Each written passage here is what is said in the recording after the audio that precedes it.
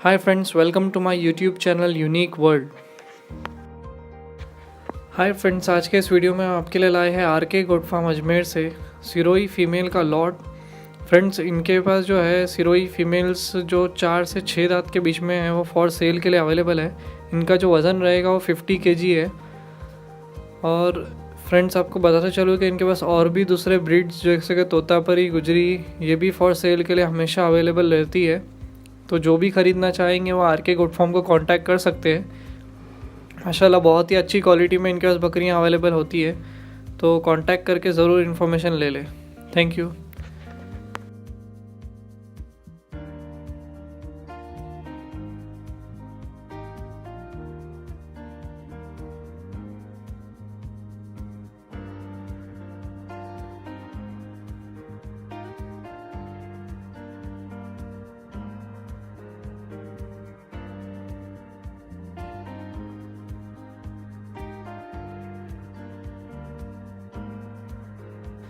Friends, हमारे channel को like, share and subscribe ज़रूर करें।